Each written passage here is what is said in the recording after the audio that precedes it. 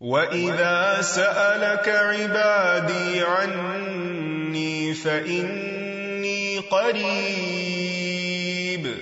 أُجِيبُ دَعْوَةَ الدَّاعِ إِذَا دَعَانِ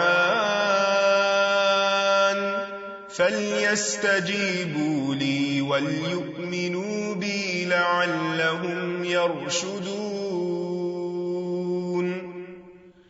نحمده ونصلي على رسوله الكريم اما بعد فاعوذ بالله من الشيطان الرجيم بسم الله الرحمن الرحيم رب اشرح لي صدري ويسر لي امري واحلل عقدة من لساني يفقهوا قولي. السلام علیکم ورحمۃ اللہ وبرکاتہ. ناظرین، پروگرام دعا کیجئے کے ساتھ آپ کی خدمت میں حاضر ہیں. آج ہم انشاءاللہ بیماری سے شفا کی دعائیں آپ کے ساتھ شیئر کریں گے. صحت اور بیماری انسانی زندگی کے ساتھ ساتھ ہیں. انسان کی زندگی کے کوئی بھی 2 دن ایک جیسے نہیں ہوتے. آج اگر انسان خوش ہے تو کل اداس ہوگا. اگر آج وہ اپنے جسم میں قوت محسوس کر رہا ہے تو کل بیمار ہو سکتا ہے. انسان کے اوپر دن میں بھی کئی بار مختلف طرح کی کیفیات گزرتی ہیں. کبھی انسان روحانی طور پر، جذباتی طور پر بیمار ہوتا ہے اور کبھی انسان جسمانی طور پر بیمار ہو جاتا ہے. بیماری کی کیفیت صحت کی کیفیت سے مختلف ہوتی ہے اور ہر انسان اس کو محسوس کر سکتا ہے. ایسی صورت میں انسان کو دوا کے ساتھ ساتھ اللہ سبحانہ وتعالی کی طرف رجوع کرنا چاہیے اور اپنے لیے خوب خوب دعائیں کرنی چاہیے.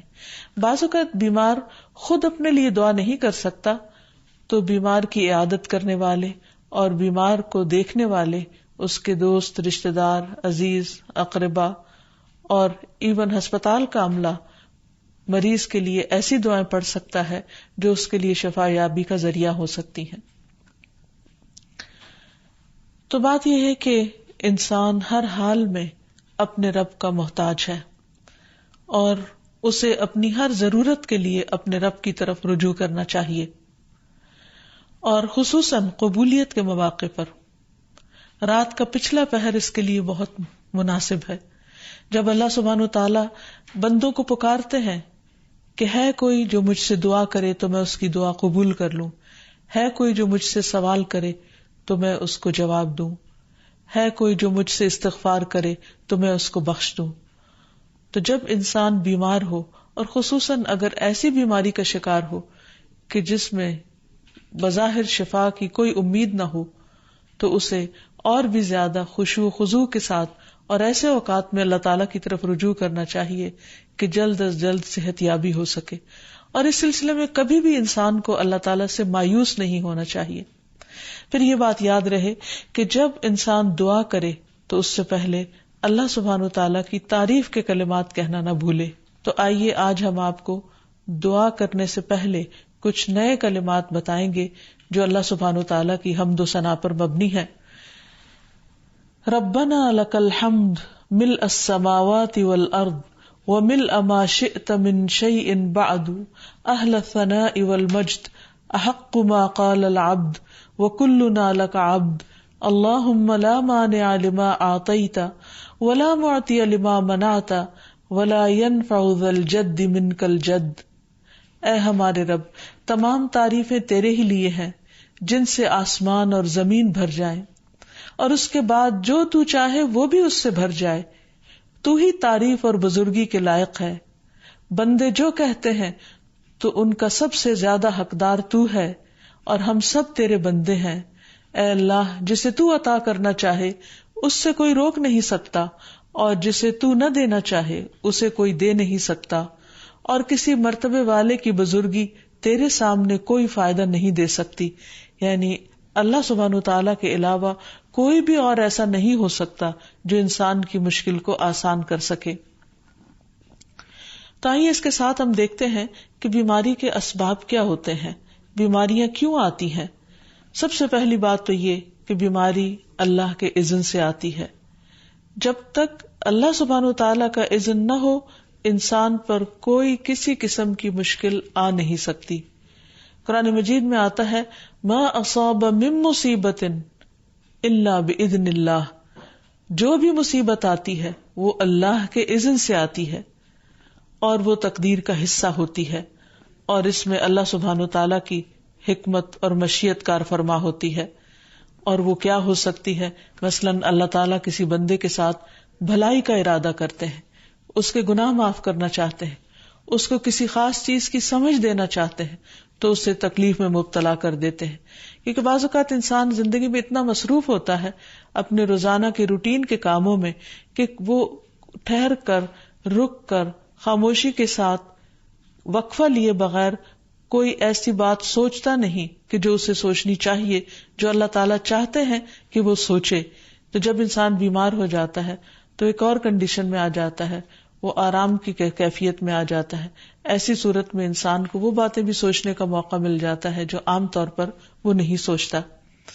پھر اسی طرح ہمیں ہمارا دین یہ بھی بتاتا ہے کہ بعض اوقات انسان پر بیماری یا کوئی بھی تکلیف اس کے اپنے ہاتھوں کی کمائی سے آتی ہے، یعنی اس کا اپنا کوئی گناہ یا قصور ہوتا ہے جس کی بنا پر اسے وہ تکلیف پہنچتی ہے۔ قرآن مجید میں آتا ہے وَمَا أَصَابَكُم مِّن مُّصِيبَةٍ فَبِمَا كَسَبَتْ أَيْدِيكُمْ وَيَعْفُو عَن كَثِيرٍ، اور تمہیں جو بھی مصیبت پہنچی تو وہ اس وجہ سے ہے جو تمہارے ہاتھوں نے کمایا، اور وہ بہت سی چیزوں سے درگزر کر جاتا ہے۔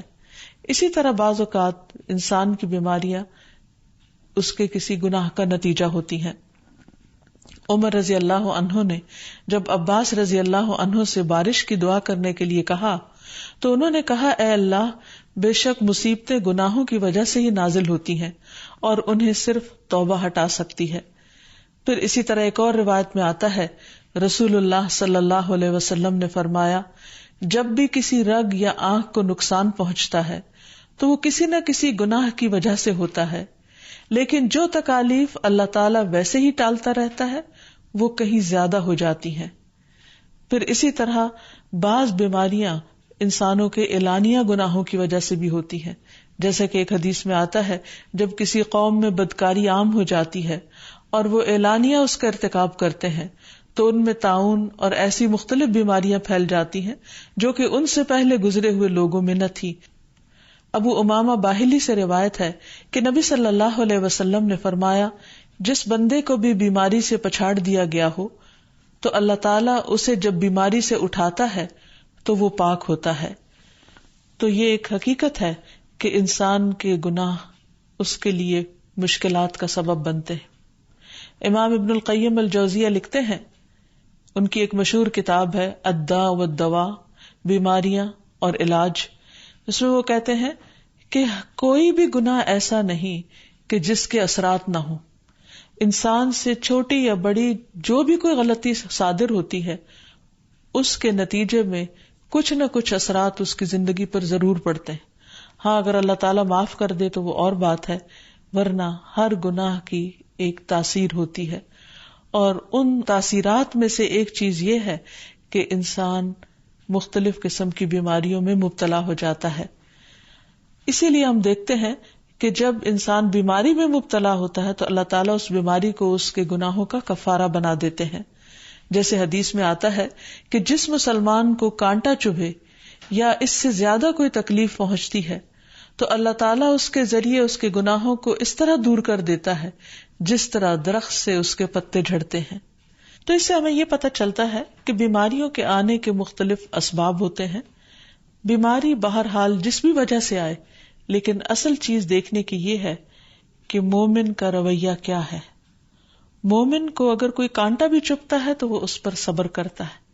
اس لیے بیماری یا تکلیف کے آنے پر انسان کو اللہ سے راضی رہنا چاہیے، شکوہ نہیں کرنا چاہیے، کیونکہ جو اللہ سے راضی ہو جاتا ہے کسی آزمائش پر، اللہ تعالیٰ بھی اس سے راضی ہو جاتا ہے۔ پھر اسی طرح اللہ تعالیٰ کا شکر ادا کرنا چاہیے، کیونکہ بیماری اس سے زیادہ شدید بھی ہو سکتی تھی۔ لہذا انسان کو اللہ تعالیٰ جس حال میں رکھے انسان اس پر شکر گزار رہے۔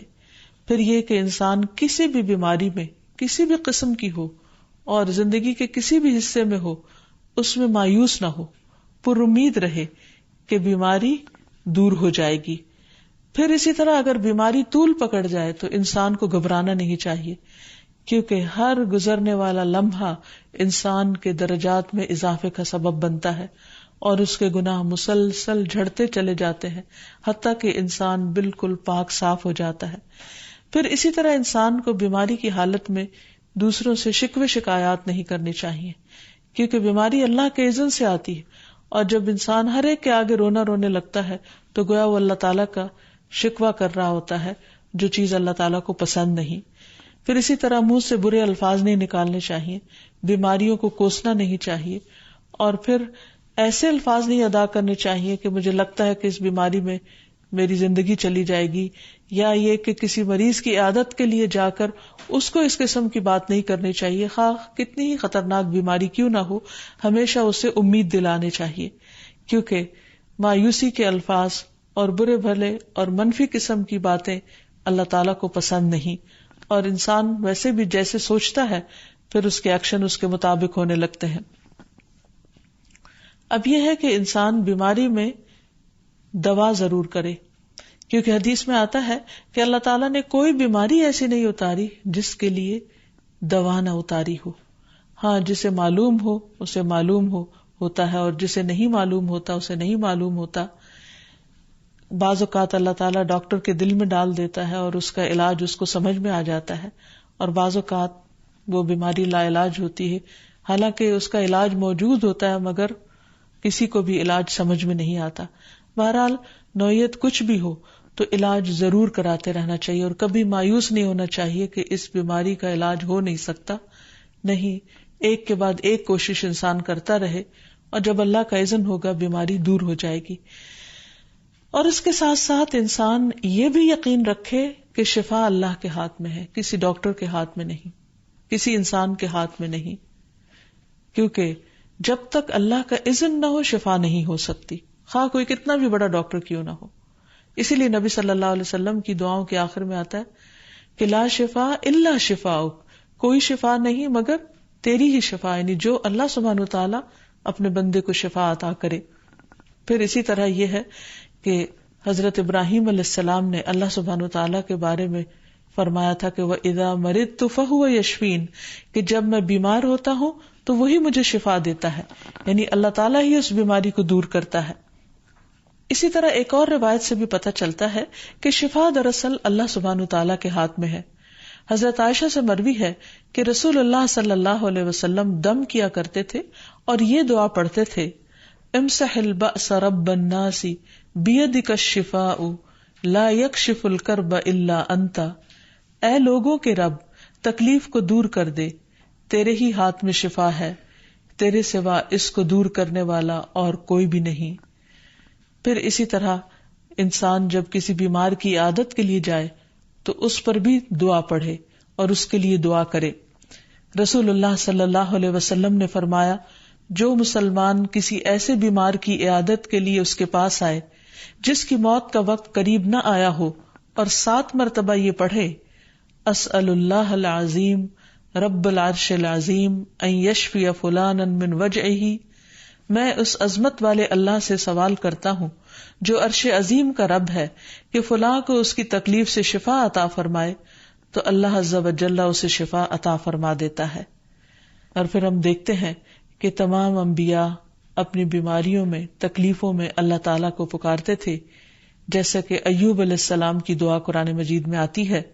اور ایوب جب اس نے اپنے رب کو پکارا کہ بے شک مجھے تکلیف پہنچی ہے اور تو رحم کرنے والوں میں سب سے زیادہ رحم کرنے والا ہے، تو ہم نے اس کی دعا قبول کر لی، پس اسے جو بھی تکلیف تھی اسے دور کر دیا اور اسے اس کے گھر والے اور ان کے ساتھ ان کی مثل اور عطا کر دیے اپنے پاس سے رحمت کے لیے اور ان لوگوں کی یاد دہانی کے لیے جو عبادت کرنے والے ہیں.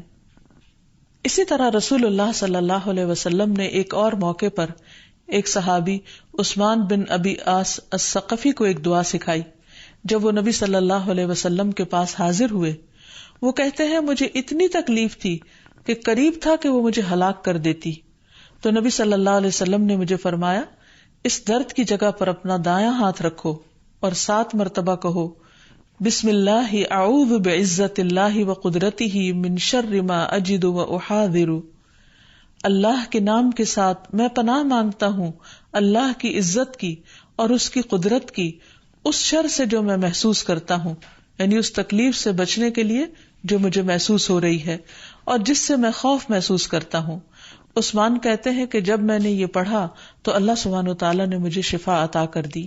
پھر اسی طرح ہر بیماری سے شفا کی دعا نبی صلی اللہ علیہ وسلم نے سکھائی. عبداللہ بن عباس سے مروی ہے کہ نبی اکرم صلی اللہ علیہ وسلم نے فرمایا، جب کوئی شخص کسی ایسے مریض کی عیادت کرے جس کی موت کا وقت ابھی قریب نہ آیا ہو اور اس کے پاس 7 مرتبہ یہ دعا پڑھے، اسأل اللہ العظیم رب العرش العظیم ان یشفیک، میں عظمت والے اللہ جو عرش عظیم کا رب ہے اس سے دعا کرتا ہوں کہ وہ تمہیں شفا عطا کرے، تو اللہ تعالیٰ اسے اس مرض سے شفا عطا کر دے گا. پھر اسی طرح نبی صلی اللہ علیہ وسلم اگر کسی کو کوئی پھوڑا بنسی ہوتی تو اپنے لعاب دہن کے ساتھ زمین کی مٹی تھوڑی سی لے کر اس درد تکلیف والی جگہ پر لگاتے تو اس سے بھی شفا ہوتی. حضرت عائشہ کہتی ہیں کہ جب کسی انسان کے عضو میں کوئی تکلیف ہوتی، پھوڑا یا زخم ہوتا، تو نبی صلی اللہ علیہ وسلم اپنی انگلی اس طرح رکھتے، اور سفیان جو راوی ہیں انہوں نے اپنی شہادت کی انگلی زمین پر رکھی، پھر اسے اٹھا کر فرمایا، بسم اللہ تربت اردنا بریقت بعدنا لیشفى به سقیمنا باذن ربنا، اللہ کے نام کے ساتھ ہماری زمین کی مٹی ہمارے رب کے حکم سے ہم میں سے بعض کے تھوک کے ساتھ ہمارے بیمار کو شفا دی جائے. یعنی لعاب دہن کا اپنا ایک اثر ہوتا ہے، اور لعاب دہن جو ہے ایک طرح سے دوا کا کام کرتا ہے، اور اللہ کا نام لے کر جب لعاب دہن لگایا جائے تو شفا ہوتی ہے. جیسے کہ ایک اور موقع پر نبی صلی اللہ علیہ وسلم نے ایک جلے ہوئے مریض کے اوپر یہی دعا پڑھ کر لعاب دہن لگایا تو اللہ تعالیٰ نے اس مریض کو شفا یاب کر دیا، اور وہ دعا تھی، اذہب البأس رب الناس واشف انت الشافی لا شفاء الا شفاؤک شفاء لا یغادر سقما. پھر اسی طرح ایک موقع پر ایک قبیلے کے سردار کو جب بچھو نے کاٹ لیا اور اس کے جسم میں زہر پھیل گیا تو ایک صحابی نے سورۃ الفاتحہ پڑھ کر اس پر دم کیا تو اس سے اس کو شفا ہو گئی. اور یہ بات جب نبی صلی اللہ علیہ وسلم کو بتائی گئی تو آپ اس پر خوش ہوئے. اور سورۃ فاتحہ سب لوگوں کو آتی ہے، اسی لیے اس کا نام سورۃ الشفا بھی ہے، کیونکہ یہ بیماری میں بطور علاج پڑھی جاتی ہے مریض پر. مریض خود بھی پڑھ سکتا ہے اور اس کے اٹینڈنٹس بھی اس پر پڑھ سکتے ہیں. حضرت علی رضی اللہ تعالیٰ عنہ کہتے ہیں کہ نبی صلی اللہ علیہ وسلم کو بچھو نے ڈس لیا اور آپ نماز پڑھ رہے تھے. جب آپ نماز سے فارغ ہوئے تو آپ نے فرمایا، اللہ تعالیٰ بچھو پر لعنت کرے، یہ نہ نمازی کو چھوڑتا ہے نہ کسی اور کو. پھر آپ نے پانی اور نمک منگوایا، آپ اس پر ملتے جا رہے تھے اور یہ صورتیں پڑھ رہے تھے، قل یا ایھا الکافرون وقل اعوذ برب الفلق اور قل اعوذ برب الناس. تو یہ بھی ایسے مواقع پر پڑھی جا سکتی ہیں. پھر اسی طرح یہ ہے کہ اگر کسی بھی دوا یا دعا سے مریض صحت یاب نہ ہو رہا ہو، اس کی تکلیف کم نہ ہو رہی ہو، تو بھی موت نہیں مانگنی چاہیے، کیونکہ مومن کے لیے زندگی ایک بہت بڑی نعمت ہے. وہ جس بھی حال میں گزرے، بہرحال وہ اسے آخرت کمانے کا ذریعہ بنا سکتا ہے.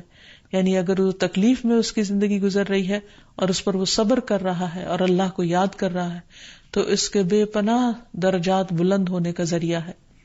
یعنی یہ بیماری اس کے لیے بلندی درجات کا ذریعہ بن جاتی ہے. اس لیے کبھی بھی موت نہیں مانگنی چاہیے.